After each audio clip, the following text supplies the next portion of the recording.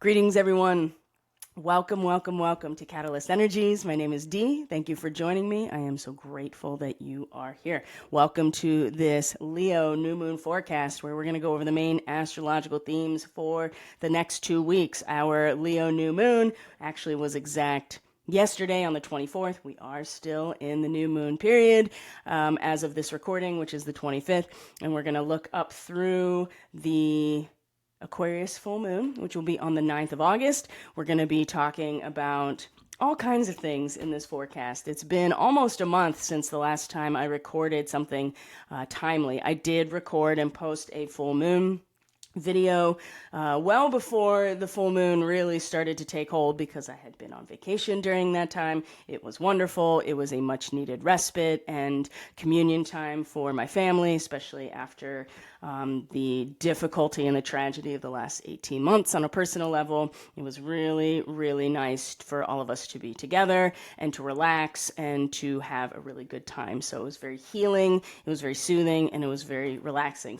But I haven't recorded anything timely since the beginning of July, since the new moon. It was actually right before the beginning of July. So a lot has happened. So we're going to go over take a little bit of review just to ground ourselves into what has been and certainly to what is right now.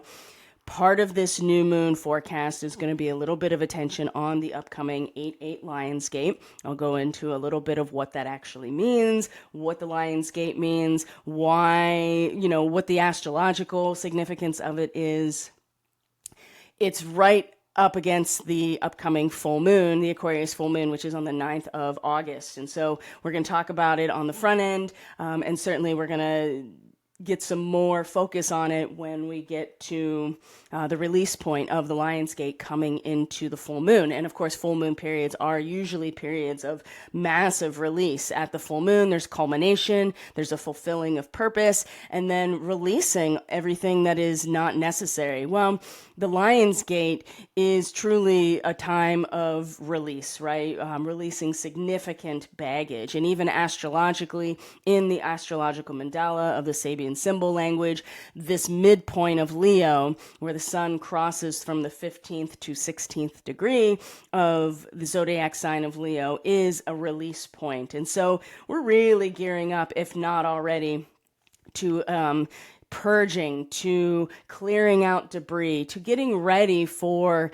this period of dropping the baggage and moving through the eye of the needle. So we're going to talk about all kinds of stuff in this forecast. So welcome back, everyone. Thank you for being here. I really appreciate all of you so very much. So speaking of the Lionsgate, of course, if you are on the email list, if you're part of the Catalyst membership, if you are following Catalyst Energies on social media, all of those things are in the description box below, of course. But just in case you're not on any of those communication platforms, I just want to let you know that I am offering an exclusive extra benefit this month to the Catalyst membership, which is a free personalized energy reading in relation to the upcoming Lionsgate on 8/8. So if you've been considering mulling it over, kind of interested in Catalyst membership, which gives you 1 to 2 energy readings a month, they're posted directly to the membership page on my website. You get a dedicated discount code for all the services on my page or on my website, and they get bigger, they get more substantial as your contribution increases. So there's a $3 and $6, $9 options. If you've been thinking about it and you want to try it out, this might be a good opportunity because you're going to get an added benefit with your membership for the 8/8 Lionsgate. So you get your own free personalized energy reading. We look at your chart in relation to the Lionsgate astrology, but also the energy reading is very intuitive using cards, the tarot and oracle cards, and any type of intuitive messaging that comes through. So if you are interested, all the information is in the description box below to sign up for the Catalyst membership, but I just wanted to put it out there in case this is the first time you're hearing about it and you are you're interested, you're curious. So I did do an energy reading for the membership last weekend. So a couple of notable things just to give you an idea of what people may be saying about it and how it lands for them. I just got a message from one of the members this morning who said, I finally got a chance to listen to that reading. And spot on, sister, spot on. And of course, there's more to that story with that person. But just to give you an idea that it really is resonating. And for those of you who did receive it, obviously, people who are already part of the Catalyst membership, it was probably one of the better readings that we've had in weeks, right? It has been pretty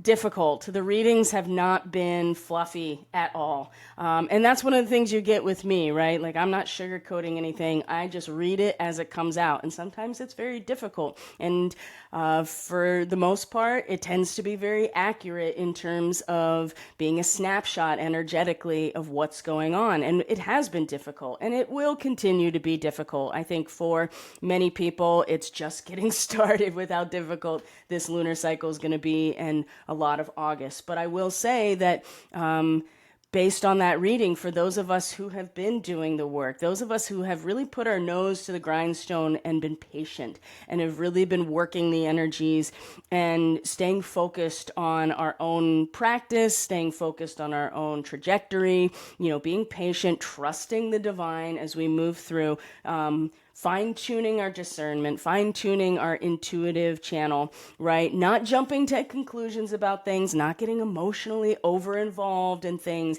but really taking it step by step and trusting the process, not being complacent or apathetic, but trusting the process. Those of us who have been doing that are finding that we're on the upswing. So definitely another member had reached out in the last day and also made a comment about how they really felt like things were on the upswing for them. And one of the things that they had said was things are moving right along, slowly but surely. Divine timing, I loved this comment. Divine timing is always slower than I anticipate. And so, Mars in Virgo, which it still is right now and will be for a little bit longer. We're going to talk about that. Mars coming into Libra very soon is going to be, oh boy, talk about keeping your emotions out of it.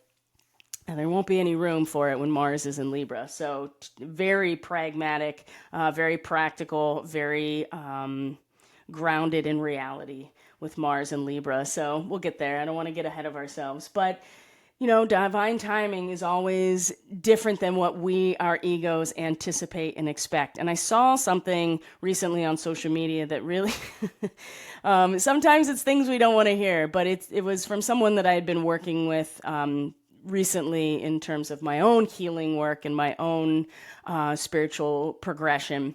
And this comment was, you're so protected that the divine keeps you from sometimes getting what you even want. And I think that that's something to consider, and one of the things that came out of my mouth yesterday towards someone I work with was like, be careful what you wish for, right?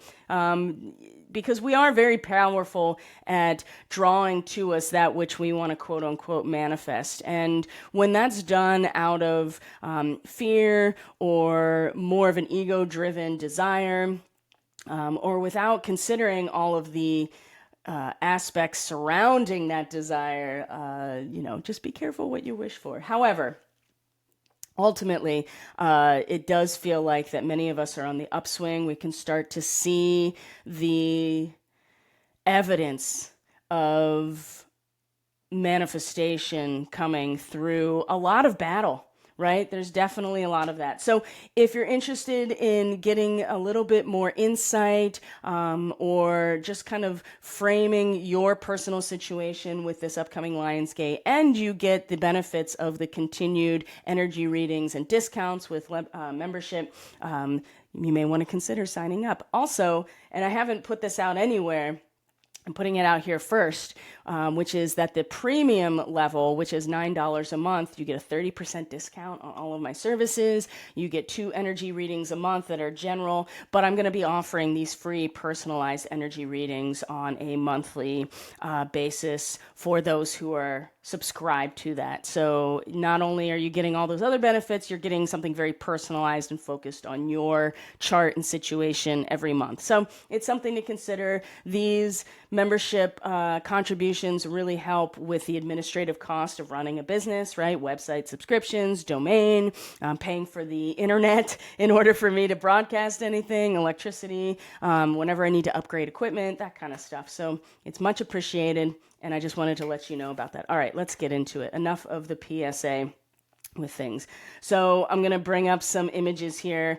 First, I'm going to bring up the image that I used for the thumbnail for this particular forecast, because it actually highlights the Sabian symbol that's going to be relevant coming up in the near future, which is the Mercury Cazimi. So Mercury's retrograde. This is a great opportunity to kind of ground ourselves into where we are, but where we've been coming into this moment here of this new lunar forecast. So, of course, we had a Cancer new moon, right? If you remember that imagery, right? The car that's wrecked by the train. We had the Lyran starseed activation of the Capricorn full moon that really highlighted our need to basically, be like a boss, and maybe in a way that we don't feel ready for, right? Kind of have to grow up very fast, right? An accelerated growth process. But as I talked about in that forecast, the Lyran starseed set of traits has a lot to do with leadership and fearlessness and ambition and goal-oriented in a way that is very confident and very practiced. And so this is why Lyran starseeds tend to really gravitate towards leadership positions and to really put themselves out there to accomplish things that need some sort of calculated risk. So we've been through a lot in July. We also have a Saturn in Aries is now retrograde. Neptune in Aries is now retrograde. These are 2 really big players actually with this Leo new moon, as I'm going to show you. Mercury in Leo is now retrograde. And the thing that's really important that I feel about this Mercury retrograde in terms of Western astrology, right? We're talking about Western or tropical astrology, is that Mercury stationed retrograde at the degree of the Lion's Gate, right? 15 to 16 degrees. And we'll go over what that is in Sabian symbol language so you can kind of understand that we're not out of the woods yet. And the energy reading for the membership, the Catalyst membership last weekend really reflected that there is a need for us to be reflective, be introspective in a lot of ways about that which drives us, our passions, our creativity, our creative self-expression, right? This is what Leo represents. And so in its retrograde, it's going to meet the Leo sun, which, by the way, is at home in Leo. The sun is at its most powerful. It is at its strongest in the sign of Leo. The Mercury Cazimi will be at 9 degrees of Leo, which is glass blowers, right? Which is why I had AI generate this image of an individual blowing glass. And so if you've ever blown glass, if you're familiar with the process of it, I know that there's one person in particular who does this for a living that is part of our membership. Maybe she will put herself out there and maybe direct us to her work as a glassblower. It requires this ability to shape the glass while it is still almost in a liquid form as it's heated to intense temperatures, and then through that process, directing that intensity to shape the glass. And so there's still more work to be done, but this Cazimi, this Mercury Cazimi that's going to be coming up, Mercury in its retrograde meeting the sun in Leo, really brings out this imagery that there's still work to be done. Maybe we need to go back and reconfigure some things. Maybe we didn't get it quite right the first time. That happens, right? Especially when you're practicing something new, like a new skill set, right? You practice and you learn from that. And there was a lot of that imagery, I think, in the most recent energy reading, of reflecting on the battle, reflecting on the strengths that we have gathered as a result of everything that we have been through, the actions we have taken, and ultimately that we have secured a foundation for something new to grow in. Which is great, right? I think we've all been kind of waiting for this, but there's still a little bit of work to be done. And the fact that Mercury stationed retrograde at the degree of the Lion's Gate suggests to me that we, in terms of what we know, which is what Mercury is, and how we express that creatively, we still have some time, right? Mercury is definitely going to station direct in August, and it will still take some time for it to come out of its shadow, which means it will come back to the degree that it's stationed retrograde. So we'll look at that on the chart, get an idea of the timing, but we still, there's still review that we need to go over. There's still some practice. There's still some fine tuning, right? But that Mercury Cazimi that's going to happen, I think, is going to just highlight how moved we are just by our passion and our creativity to put ourselves out there. But it might need some fine tuning. We might need to go back and try again, right? Or maybe there's something to the process mentally, right? Because again, this is what we're talking about. Mercury is how our conscious mind actually works and functions, right? Either movement, ideas, communication. And in the sign of Leo, it's, communicating what is of the heart, right? Which is how we create. So that's going to be really interesting. And that Kazemi is what really brought about the inspiration for this image for the thumbnail. So I also want to bring up, because we are going to be talking about the Lion's Gate briefly in this particular I wanted to bring up in this particular forecast, I just wanted to bring up, this is a famous painting of Salvador Dali, right? The Eye of the Needle, right? The camel moving through the eye of the needle. I think it's really interesting, and you can just look this up yourself if you really want to zoom in and look at this painting if you haven't seen it already. Just the way that this structure on the right here is holding up this needle, and it's just this line of camels coming through. I think it's definitely worth spending some time with and seeing what comes up for you. But the Lion's Gate, the Eye of the Needle, it's actually based on, a very real process, which is in order to secure the city, there are these very narrow gates that travelers would come through, and they couldn't bring everything that was stacked onto their camel, so to speak, or literally, not even so to speak. They have all of their belongings, everything they need is stacked in saddlebags or side bags on the camel. They're not fitting through the gate, so they have to leave everything before they can go in. And so it's very symbolic as well of this release point of letting go of the baggage, right? You can't enter the kingdom of heaven with all of this baggage attached. And so that's going to be something we're going to work towards. And when we get to the full moon, right? I mean, presumably we'll have left behind a lot of that which we don't want to take with us, that can't fit through the eye of the needle. And at that point, it will be a more clear how to fulfill our purpose of creativity, of passion, of expression, of love, right? I mean, and joy, and authenticity, right? It's not always about being happy and joyful and laughter. As much as those things are incredible medicine, sometimes authenticity from the heart is sorrow and it's grief, and there's nothing wrong with that.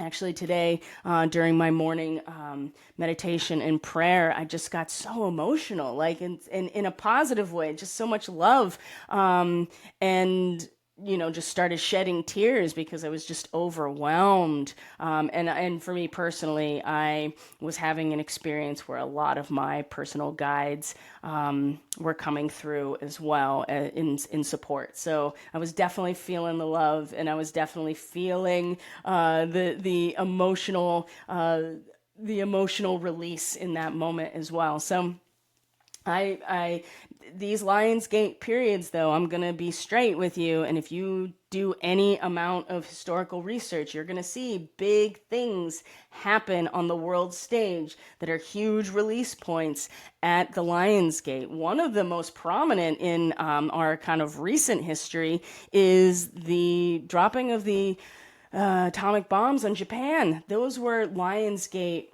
events. Okay, they happened in early August. So, I mean, you can just go back and just start looking historically, and you're going to find that there are main events that happen at these Lions Gates. And so they are also hijacked, right? They're hijacked, they're utilized in order to steer the energy into certain directions in order to meet an outcome. And so that's also something to keep in mind, that we're not necessarily, want to be completely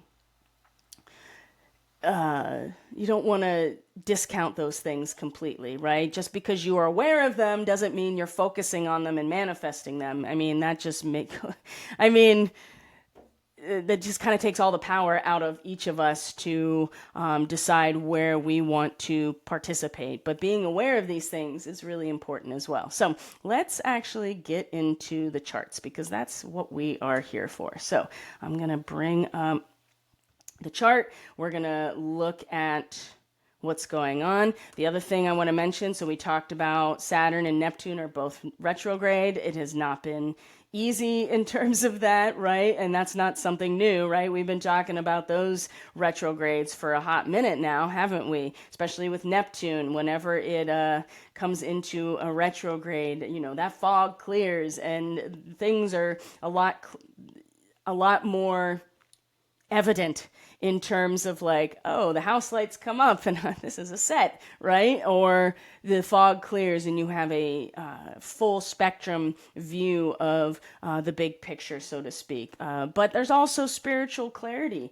as well. Now, there can be some madness when you realize that everything that you thought was true was a lie, right? I feel like Neptune retrogrades are difficult for that, especially 3 degrees Aries, where the profile of a person is suggesting the shape of the country they live in. And imagine becoming aware of that shape of that country being distorted and you are aligned with that. That's very difficult as well. And of course, Saturn being retrograde regardless seems to me to be so heavy, even in Aries, right? And Saturn is at its detriment, or at least in its fall position, I should say. It's in its fall position in Aries. It wants to be in Libra, right? So Saturn in Aries is already weak and tends to overcompensate. And so in its retrograde, it's even harder. So, however, like I said, this new moon in Leo, 2 to 3 degrees Leo, is actually directly related to these two energies in a very positive way, I think. So there's a couple things that I want to point out about this new moon energy. And number one, it's pretty obvious if you're looking at the chart or you've looked at a chart already. Now, again, this is Western astrology. You have to use the true or oscillating Black Moon Lilith to get this shape. Okay? If you use the mean or the average Lilith, I don't think you're going to get it necessarily, but you can see that Lilith is also at 2 degrees of a fire sign. So you get a grand fire trine with the new moon, Saturn and Neptune, and Lilith in Sagittarius. But you also are getting Pluto. And in fact, Pluto is opposite of this new moon. So kites, to me, if you think about what a kite is, right? So you have this structure. You have the triangle, the fire trine in this case. You have the 2 sextiles on top, which is coming from Pluto, as you can see here. And then you have this opposition right down the middle, which is the spine of the kite. So all of the blue surrounding it is the structure, and trines are very secure and foundational. They really are pillars in a lot of ways. They really it's a stable shape, right? You don't really have to do much. It's very balanced, but there's not a lot of opportunity to do anything. Sextiles are also very harmonious, but they're opportunities. They're transformational opportunities. They are harmonious. They allow for change and transmutation in a positive way. So you get all this blue, and then you have an opposition right down the middle. And in this case, it's a very intense opposition with a new moon in Leo, right? So the sun, especially being very powerful in Leo, opposite Pluto in Aquarius, which has been here, which is wreaking havoc as usual because it's Pluto, but this is where our power comes from. Our power does not come from us getting our way and getting what we want and always being happy. Our power comes from the transformational process that Pluto represents, which is, destruction in order to rebuild into something new. So we'll go over all the ins and outs of those astrological configurations, but what I want to point out is that without the spine of the kite, it's just a piece of paper that's flapping around in the wind, right? There's really no structure to it when you try to fly the kite. It's the spine of the kite. It's the tension represented by the spine of the kite that gives it its structure and allows it to fly. Again, just what I said, without the tension, the opposition, without the struggle and the, in some cases, with Pluto involved, definitely the deep cathartic transformation, we don't have the opportunity to fly, right? To defy gravity. And that's, that's what the kite represents. So for me, kites are incredible opportunities. All of these stable, foundational, harmonious opportunities, but you have to have this spine. You have to have the tension in the middle in order for it to fly at all. Now, besides that, at the same time, we have a mystic rectangle with the same players, except Uranus is involved. And that's the other thing since the last time we were together. Uranus has now come into Gemini, which has been, oh boy. Unless you have like your own consciousness as like the barrier between yourself and, seeing all of it, it can be really difficult. It's the Sabian symbol for 0 to 1 degrees of Gemini is a glass bottom boat. And that glass bottom is your own consciousness as the barrier, right? So that you don't just find yourself submerged in the soup of the collective unconscious, right? But you see there's a whole new dimension of being, new quality of being that is shown to us through something that's transparent, right? The glass bottom boat. An interesting side note to this, and take it for what it is, right? It's still kind of not fully formed for me, but I know that it's relevant because it happened right around the time that this was happening, right? Which was the 7th of July. Uranus came into Gemini for the first time in 80 plus years, right? So when I was in Bermuda, one of the excursions we did was on a glass bottom boat. And so they take you out to one of the coral reefs. And the coral reef was actually growing on an old shipwreck that was in the area. And so they give you the whole history and whatever. And so you go down to the bottom of the boat and they take off the panels and you have this glass bottom boat.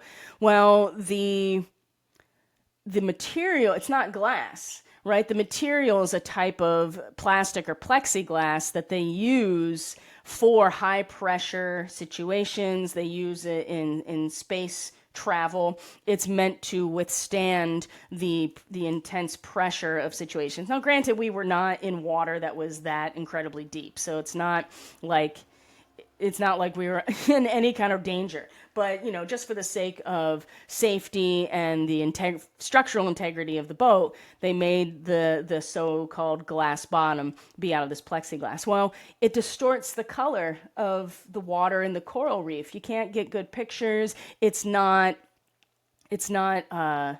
it's not as clear as it normally would be, maybe through glass, right?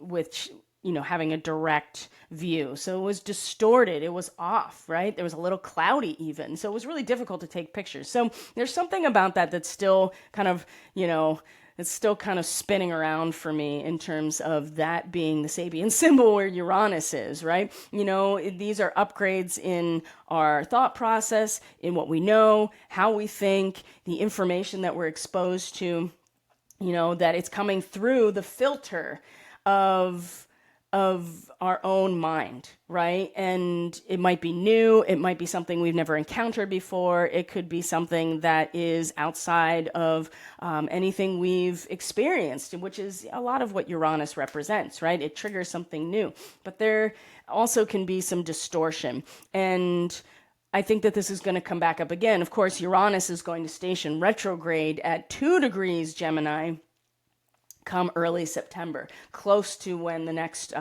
eclipse cycle starts. And so it's going to come back to this point, later next year, this 0 degrees. So we'll see then what our perspective and what distortions we're still carrying with us, because Uranus doesn't care that it's distorted. It's still going to shift things around and give us new information and open us up to a whole new perspective. But our lens is going to have a big impact on how it's perceived. And there's something about that as well. However, this mystic rectangle, same thing as the kite. You have two areas of tension with these oppositions surrounded by opportunity and by stability. Now, it can go one of two ways. The best case scenario here is that you utilize the opportunity and the stability around this tension to resolve it, right? To make the most out of it, right? And part of this tension, again, is the Sun-Pluto opposition. But the other part of this tension is Uranus and Lilith, which has been, vacillating, especially Black Moon Lilith, vacillating back and forth over this 29, 30 degree Scorpio, 0 degrees Sagittarius, which is Alpha Centauri star seeds, which is related to the Heyoka, and this sacred clown energy back and forth. It's going back and forth. And so there's a tension there too. And I really feel, and this is because of personal experience, even most recently, it keeps coming back around, and probably because of these transits. Do you know the trickster when you come across the trickster, right? Are you familiar with the trickster? Do you know the sacred clown when you see it? Because there's no good, there's no bad, it just is. But it's important to be able to discern what that is as well, because that's coming up as well with this. And Black Moon Lilith, as we've talked about endlessly, she will bring out the worst in all of us when we are attempting to gain power because we feel disempowered in some ways. And so if you feel like that you've engaged with the trickster and you're pissed about it, when you find out, that can lead you to the worst, to implementing the worst parts of yourself, the darkest parts of yourself, which a lot of times are very primal, right? They're not even thought out impulses. They're more primal, they're deep, and oftentimes you will overcompensate by you will disempower other people, attempt to disempower a situation because you feel disempowered. So the other part of a mystic rectangle is that you skirt the tension, right? You don't lean into it, you don't address it, you don't learn from it, you just avoid it. And that's the other thing about a mystic rectangle. So ultimately, this new moon has so much potential if we are willing, again, to lean into and not avoid the tension,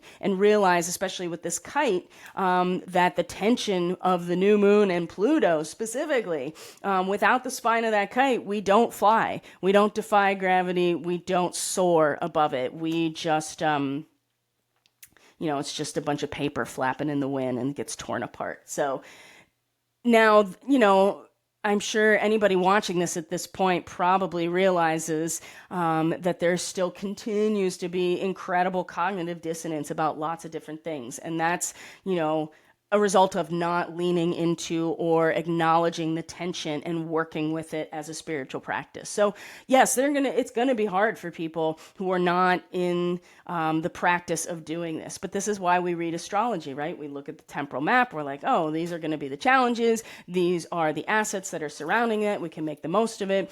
Oh, I had that weird dream, and all the symbolism is so interesting and doesn't kind of make any sense. Oh, wait, when I put it in the context of these astrological transits, oh, I see that my own subconscious and spirit is talking to me through these symbols that represent. And this is how I operate, and I know you guys do too. I know many of you operate in the same way. So not everybody's intuitive messaging system is the same. I'm a dream walker. It definitely comes through the astral for me, most prominently for myself. In the dream walking. For other people, when I read for them, it's through the charts and through just reads, and then the energy work too is usually pretty, gives a lot of information. So let's start moving through the play-by-play. Now, I want to share with you some basics here. Let me close out a couple of windows here just to clean things up before we get into the play-by-play of the astrology here. And, feel free to comment if any of this resonates with you, what your personal experiences are, because it really does help to know that we're not alone, and then like, oh yeah, I'm having that experience too, or I'm having something similar, because then it shows the trajectory that we're all on. And I mean, talk about the age of Aquarius, right? I mean, we're not there yet, but we're closer than we have been. So okay, so let's start looking at some of the specifics. Now, I wanted to talk about the trine to Saturn and the trine to Neptune. And I also wanted to really, break down the 3 degrees of Leo, which is the new moon, right? And so the imagery for 3 degrees Leo is a middle-aged woman in youthful clothing, right? This idea of true independence from social standards, from biological standards. Leo energy is about being authentically ourselves, right? Coming from the heart. And so this degree, 3 degrees, is the will to meet the challenge of age, for instance, in terms of our modern society's glorification of youth. So that's coming from Dame Rudger in the astrological mandala when he is breaking down this Sabian symbol. It also represents a reorientation of one's ideal of action, right? Because Leo is a fire sign, in relation to the collective mentality of the social environment. I want you to really put a pin in that. In relation to the collective mentality of the social environment, because this is directly related to the opposition of Pluto, and we'll get there. So another way to look at this is it's a refusal by the individualized consciousness, right? The individual, to be bound by social standards, right? Independence. That's what this really represents. And Leo is very independent. It is about the individual creative self-expression, right? We are the center of the stage. We are the center of our own solar system, right? The heart is the center of our toroidal field. It is running the show, and our passion is really the divine moving through us and through a medium of expression, whatever it is, and it's ours and ours alone. So this degree is about reorienting our action in relation to the collective mentality and a refusal to be bound by social standards. Now, this is going to be different for everyone in terms of this. But remember, this is a new moon. This is a time of setting intention, right? We're going to have this whole lunar cycle and the Lion's Gate to really for this to really come to fruition about what this means for us. Now, the sun in a trine to Saturn and the sun in a trine to Neptune. Ultimately, even though they're both retrograde, these are both really good, I think, really, really stable transits, right? There's, especially with Saturn, there's stability, there's balance, there's structure, there's reliability. It reduces tension. It removes obstacles. Now, where's Saturn been sitting? It's been sitting at a degree now, even in its retrograde, that is just like, hey, the jester, the sacred clown, is holding the mirror up for us to see ourselves. And it's not exactly easy to have an objective viewpoint when it's being pointed out by somebody else, right? And this is why I say again about the Heyoka and the Lilith energy, because if we do not like what we are hearing, what we are seeing, what we are being told, what's been communicated to us by this energy, this trickster energy, we could find ourselves either skirting the issue and avoiding it entirely, or just acting out. So, however, this trine really reduces the tension. It removes the obstacles to progress, right? That maybe there is something here for us to focus on in a way, and we can be responsible about it and mature, right? Saturn does have this energy of maturity. So it allows us to focus on achieving things, accumulating things, reinforcing the foundations of our life. That's a huge theme that came through in the energy reading last week. It's perfect for setting long-term goals that are substantial and ambitious, yet very achievable and realistic, right? And so it becomes a lot easier to reach your goals because there's determination, there's persistence with this trine, self-discipline, a sense of responsibility. And yes, it's even heavier with the Saturn retrograde, but it also puts the responsibility on us individually with the Saturn retrograde. So you may get some sort of accolade, some sort of material benefit, maybe just recognition or a promotion. I have a good friend that just texted me last night and said, hey, look, I got a promotion at work, for hard work and dedication, being recognized, right? So this is a really great piece to this new moon. It kind of reinforces and stabilizes our intention to really put ourselves out there, regardless of the social standards that are being set. And so this is a really good time to formalize something, maybe a partnership, and especially in relationships, right? You can be serious and practical, and there can be more loyalty and dedication. And it does increase our confidence, right? Our self-respect, our self-understanding. And you may find yourself being looked up to in some ways for professional wisdom or ability. And then the same thing with Neptune retrograde. Now, this is, Saturn being, all about the structure and the determination and persistence. Neptune is in a trine to the sun, increases your sensitivity to your environment, your empathy for other people. You gain a more profound and broader understanding of your place in the world. And you realize that achieving your goals and dreams is of prime importance before you can be of help to others. And with the Leo, Aries energy involved in this is even more so, right? Not to be selfish or be like, I'm the only thing that matters, but it is more about it's possible. And that when we each are tapped into our heart and what really brings us joy, what really lights us up, and we express that reverberates, that spreads, right? As opposed to the other way around. And that, again, is going to come up with Pluto.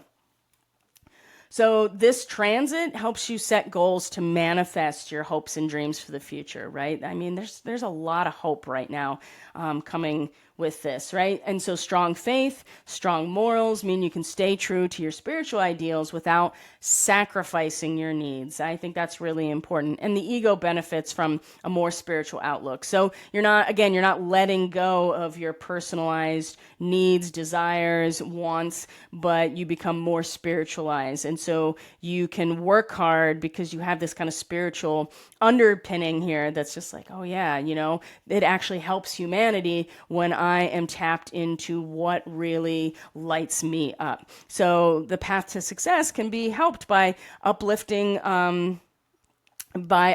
self-belief, right? And that we can do it. And, And of course, relationships always become more spiritual, closer. There's more bonding with a Sun trine Neptune, especially because Leo does rule dating and, kind of just attractiveness from a personalized position. So a new relationship, for instance, can benefit from shared vision of future happiness. So you can see that there's a lot here that is beneficial in terms of this grand fire trine. Now, today, the 25th, is when the Sun and Pluto are directly opposite. But even the new moon itself was opposite Pluto, creating the spine of this kite. So 3 degrees Aquarius, a deserter from the Navy. Now, no other branch of the military, just the Navy. And I would encourage you to think about Aquarius in this moment as the water bearer, holding the water, the feeling, the spiritual flow of the community, of the collective, okay?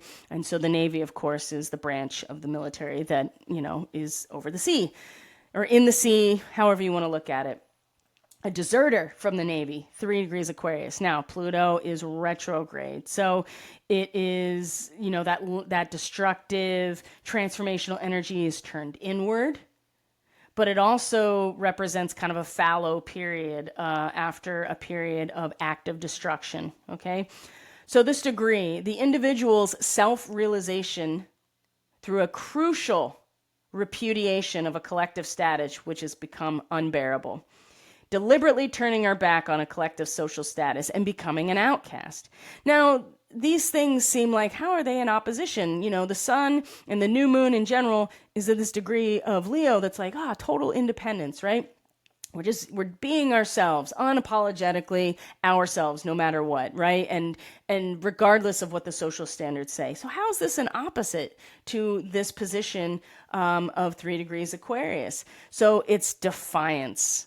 Right? It's defiance. It's not about the individual expressing themselves regardless of it. It is intentionally defying the collective standard, not from an individual perspective of who am I, but just defying it. And so you step out of the bondage of these collective patterns and ideals, and it's very clear, it's crucial repudiation of a collective status, deliberately turning our backs on a collective social status, becoming an outcast, being defiant, okay? Now, Pluto is so powerful, and in its retrograde, I think that we're really being tasked with looking at how powerful this is, but how without an anchor, I'm getting getting chills on this one. Without the anchor into who we are individually, like our authentic selves, this defiance is not grounded. It's just defiance for the sake of defiance, or in some cases, it is being manipulated, or it's being steered in some way. And I'm not saying that there's no place for this, but when you start talking about a Sun-Pluto opposition, it can indicate a crisis with self-esteem or an event. And to lots of different things, right? The Sun in Leo is like the individual ego on, overdrive, okay? Because it's not only just acting, but it's fully expressing itself. So it could be self-destructive character traits, like spying or addiction. In relationships, you may be the subject of or the perpetrator of manipulation, of jealousy, of domination, again, of spying. This is twice that spying has come up in reference to this transit. So events may include the breakdown of an appliance or a car. I mean, these are very mundane things, and I'm sure that they're all possible here. Theft, violence, or the destruction of possessions by people, or a natural disaster. Now, I will say that although I personally don't feel the rumblings quite yet of something really major, there are definitely lots of indications that the earth is primed for that. And I do feel like that there are those standing by waiting for the right conditions in order to trigger that. So this is something that could do that as well. If something like these examples were to happen, right, It's essential not to be overly assertive, egotistic, or resistant to change, right? That's the other thing about it, that there's something to be said for the defiance, for turning your back on something that is unbearable at this point, right? No matter, regardless of what it is. Things like this will more likely occur if you resist the change or engage in the destructive habits, right? And so, again, here is that tension of the spine of the kite that if you are aware of it, if you are harnessing that tension and energy, then you can rise above it. You can fly. You can find all of those, the positive, stable aspects of the grand fire trine. But if you resist this change, and the other side of this, too, is that you're so focused on your own independent thing that you're not really engaging with the status collectively that is unbearable, right? Things like this appear to happen out of your control, but in a way, they help you realize that you don't need total control over others or your environment. Even though you may experience a bruised ego during this transit, now, some people, it's going to be way more than a bruised ego. The cognitive dissonance about things is so great. And we all can probably point to situations in our personal lives where people are just like, why can't you see what is obvious? And it's because it's beyond a bruised ego.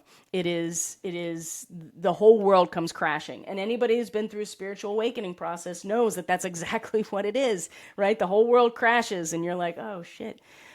So to evolve your soul to live a better life and experience more satisfaction, the aim is to transform for the better, right? You may want to instigate this, right? Or change may be forced upon you, but if you're ready for it, perhaps it's not going to feel as much of a force and more of an invitation, right? You know what? I'm open to this change. Let's bring it on. It's common that this would occur through like a close relationship, right? A close friend, a partner, a family member. But I would say, because we're talking about Leo and Aquarius here, and this is the beginning of a Leo new moon cycle here, that we're talking about the individual and the collective, right? The heart and the cardiovascular system that Aquarius represents, all of the networks. And so this, I think, is going to be much more about each of us individually in response to the collective status, that Pluto is just, doing what Pluto does.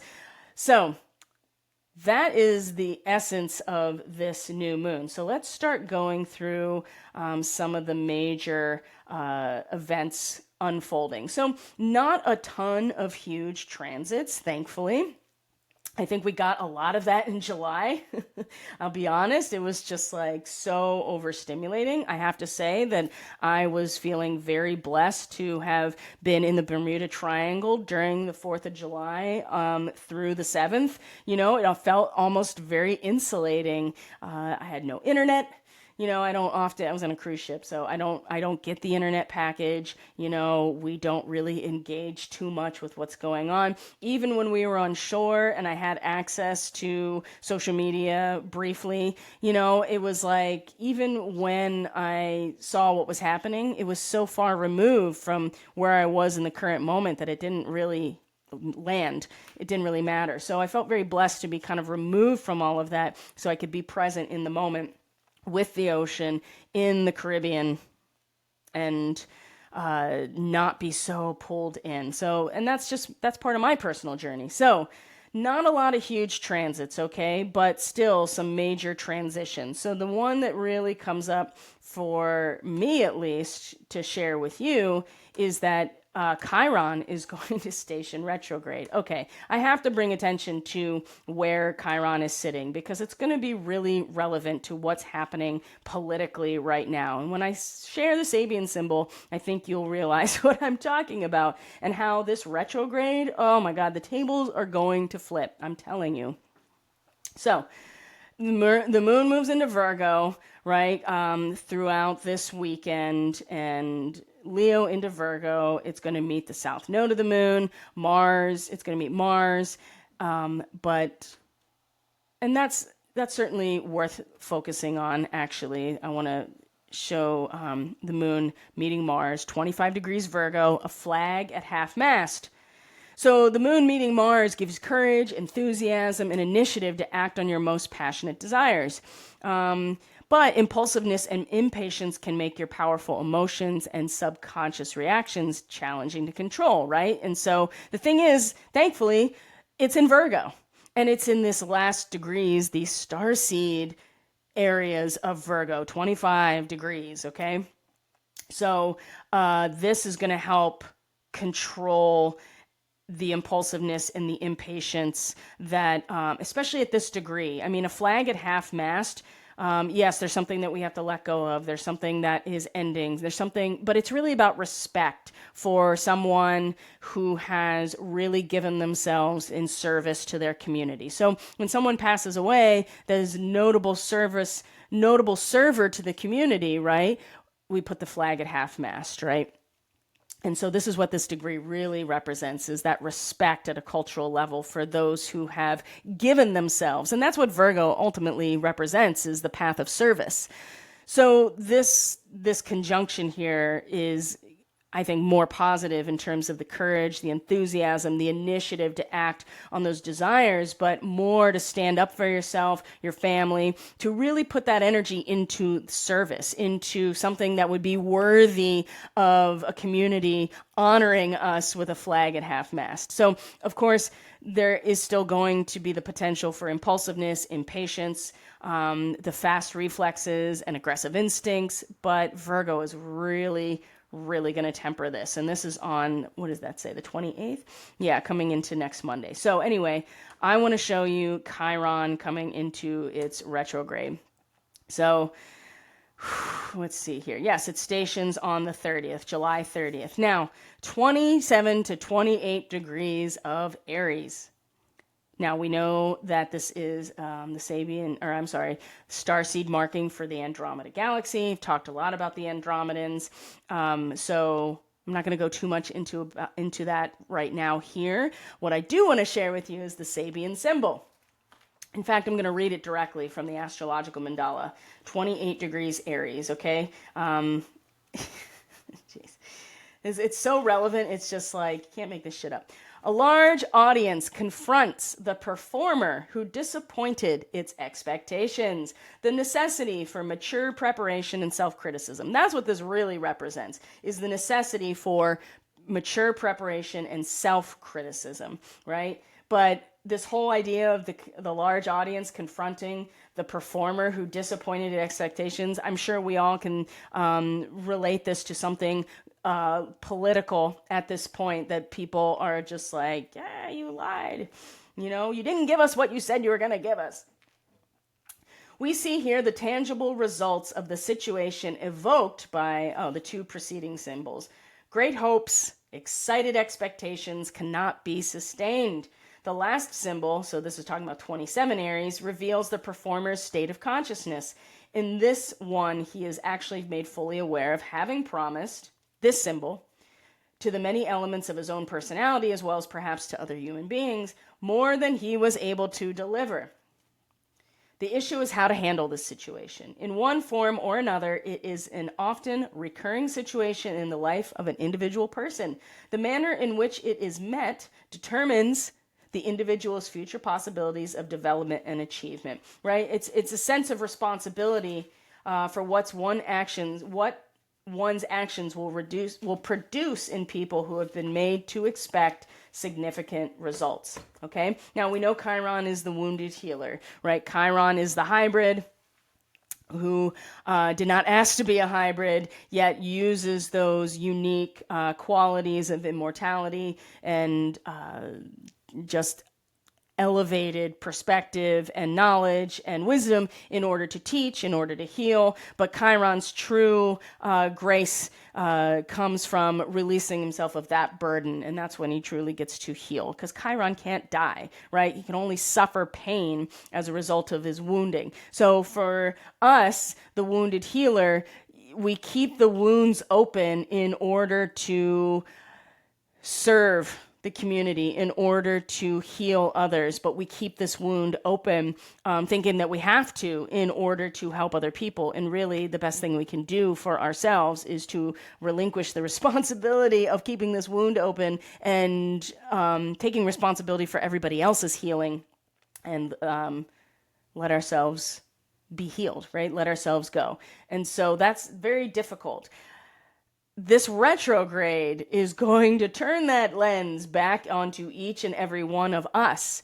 And that sense of responsibility of what our actions have brought forth in other people, or even for ourselves, is going to start needing to be focused on. And that's going to be, a number of months with Chiron's retrograde. So it's going to be interesting. And I just wanted to point it out because that seems really relevant in terms of what's going on. And so when it retrogrades, people are going to be forced to turn that lens back on themselves when they have been busy confronting that individual or series of individuals who have not given them what they said they wanted, right? Well, what are you doing to stay honest with yourself? What are you doing? What are we each doing, right? In order to fulfill the expectations that we have put upon ourselves. That Chiron retrograde is going to turn that lens back on ourselves, and we're going to have some serious work to do. Very curious to see how this unfolds. At the very same time that this happens, you can see that Venus moves into the sign of Cancer. And they will soon be in a, Venus and Jupiter will soon be in a conjunction with the star Sirius. And that's going to be remarkable. Such a beautiful, beautiful transit. Venus and Jupiter are considered two benefics, right? So beneficial, good fortune, love, security, comfort, Venus and Jupiter coming together. So when they come in the sign of Cancer, number one, it's very nurturing. Jupiter is exalted in Cancer, so there is a lot of expansion of good fortune and blessings that are going to come with that conjunction. But that's later. So that happens, and then on the 31st is where we have the Mercury Cazimi, right? The glass blowers that I referenced at the beginning of this video. Glass blowers shape beautiful vases with their controlled breathing. The need to involve one most spiritual and vital energies in the creative act if it is to produce significant and beautiful new forms. Hey, guess what, guys? We have to participate in creating the new world. We can't just sit back and be defiant, which is what Pluto in retrograde in Aquarius right now. If we just stay there, right, it's not enough to just be like, I am defiant against what is, right? We have to participate in actually producing beautiful new forms. Now, you got to know where Leo is in your chart. I'll give you an idea of what area of life you can, put your most spiritual and vital energies in the creative act. So remember that Mercury is retrograde. So this is more about something that we're going over for ourselves. Yes, the Sun in Leo at this point is going to really highlight our passions, and it's really going to infuse us with some strong creative energies, but the retrograde of Mercury is going to have us like kind of going back over, our vital energies, reassessing them, right? Where's our most spiritual energies? Where do we need to shore up our skill set here in terms of communication, in terms of information, how we deal with information, how we listen, because that's a big part of communication too, that's going to be coming up with this Cazimi. Now, the first quarter square is on August 1st, and it's going to be fixed energy because Leo is fixed energy, and it's going to be in the sign of Scorpio in conjunction with Black Moon Lilith, which is the lunar apogee. The moon will be the furthest away from the planet in its orbit as it is coming into a square with the sun, which is always a crisis point of action. But along with that is Venus square Saturn. Now remember, we had all these Cancer squares with Saturn and Neptune during the solstice time, right? Mercury did it, and The sun had done it, and that was a real test of like what we were really made of. Now Venus is going to come make these squares and bring all these issues up again, but it's going to be so much more palpable, visceral, related to things that really matter to us, especially home, family, security, emotional foundation. We're talking about all these Cancer themes, so it's going to come back up again. And Venus in a square to Saturn causes a lot of stress, right? Delays, distance, relationship problems, fears and criticisms, right? That's a big part of where these tensions stem from. And, you know, it might be beneficial to go back and take that broad perspective about what Saturn is reflecting back to us in terms of human nature, right? The comedian that reveals human nature. That is 2 degrees of Aries, right? 2 degrees Cancer. A man on a magic carpet hovers over a large area of land. This might be a good strategy. Spend some time alone, maybe not ignoring people, but not actively going out and engaging. Maybe this has more to do with taking a broad approach, right? Hovering over the situation. It's common with a Venus square Saturn to feel lonely and depressed, but if you know that you're going to intentionally disconnect for a moment, then it'll pass quickly. You can return to feeling connected again, especially Venus in Cancer, right? I mean, very connected to home and family. And motivation can be lacking with Venus square Saturn. We kind of just feel apathetic and lazy. But this is not a time to ignore our responsibilities, which is that we have to be willing to look at ourselves in the mirror and be objective. And so, and this is work we all have to do on our own, right? And of course, Venus is going to square Neptune too, which leads us to being insecure about ourselves, poor self-image when Venus squares Neptune, a tendency to over-idealize some things, ignoring the obvious faults, which are plain for others to see. Oh my gosh. Both situations leave you susceptible to disappointment, being taken advantage of. It's very easy to deal with if you're in a healthy relationship, right? If you've been doing the work, if you're being honest with yourself, if you're willing to kind of detach a little bit and look at the broader perspective here. But anything that is not stable or healthy is really going to bring up some problems, and trust is going to become an issue with Venus square Neptune. Definitely.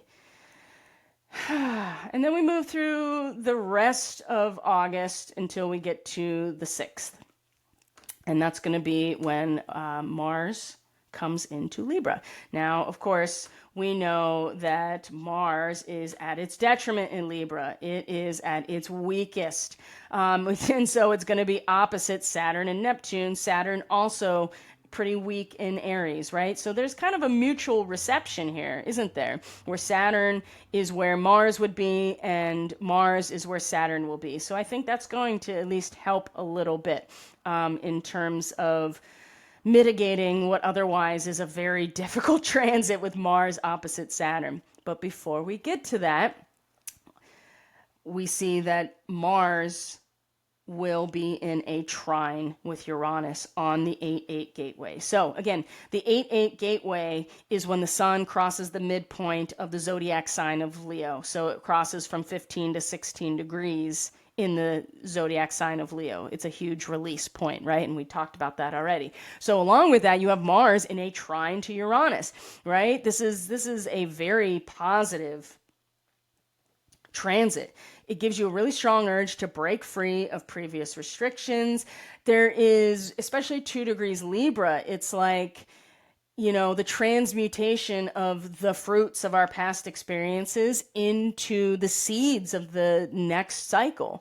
So we're kind of repolarizing inner energies and realizing like, oh, this is where I've been, this has been put to rest, but it has released the seed that is going to create something new. This is at Mars at 2 degrees Libra. And so there's a strong urge to break free, unique opportunities to experience something new, and very strong and accurate instincts, especially from a mental realm, because Libra and Gemini are both air signs. So taking additional risks, at this time can pay off, right? I mean, it's scary to let go of the baggage that you think you desperately need to go through the eye of the needle. Mars trining Uranus is going to be like, listen, it doesn't mean it's the end of everything. It just means that all the fruit is sacrificed to the harvest. It doesn't mean that there's no new potential. And that's exactly what Mars is representing here. And in fact, Uranus at 2 degrees Gemini is like, hey, you got to be open to the blessings that are coming in. And so there may be some unforeseen rapid shift that you're like, oh, this doesn't seem like a blessing, but it is. And you'll have many opportunities to experience new things, strong instincts, your need for freedom or new self-expression often will not result in significant upheaval with a Mars trine Uranus. Sometimes it can, but this is very stabilized. Other people are more likely to go along with you, with the new you, be attracted to your new ideas or your projects, and it's a really good energy for starting new projects, right? And eventually the adrenaline will fade off, but once you get these new projects off the ground and to a state where that initiative is no longer required, they're going to take off on their own. It's going to be it's like taking that step through and not being afraid to leave behind the stuff that you don't actually really need in order to go through the eye of the needle. Now, Mars opposite Saturn and Neptune is, along with the full moon, is definitely going to bring the frustration part of this, right? The anger part of this. But like I said, they're in a mutual reception. And in fact, you can kind of see that another kite is forming with Pluto. And if you go back even like a number of hours on this, you can probably see that the moon is going to help create that kite more exactly. There you go. You can see it here. So yes, there's frustration with Mars opposite Saturn due to other people standing in your way. Disappointment comes from unfulfilled desires. It's challenging to express how you're feeling, especially with Mars and Libra, because Mars is much more diplomatic and focused on what is balanced and equitable in Libra, right? It's not about us and our just like kind of projection of our instinct in that moment. It's like, this is just what it is. It's very diplomatic, and it can feel like you can feel like that energy is being managed, or we're not able to express it fully. It's the Saturn part over in Aries that is giving us the opportunity to balance that out, right? So even without contending with adversaries, you can be your own worst enemy here, right? So what I'm saying here is that with the Lion's Gate, with the Mars trine Uranus, there's all this potential here to really take a risk, to leave things behind, to put energy into something brand new, something that you're inspired to do, right? But right away, these oppositions with the full moon are going to test it, right? So even without contending with adversaries, you can be your own worst enemy. So it's a slow and low energy transit. You can feel weak. You can feel inadequate. It's a marathon.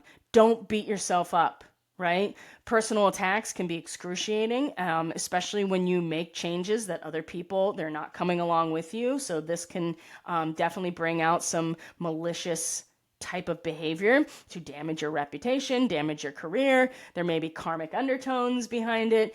You may initially find it hard to show your anger, especially with Mars in Libra.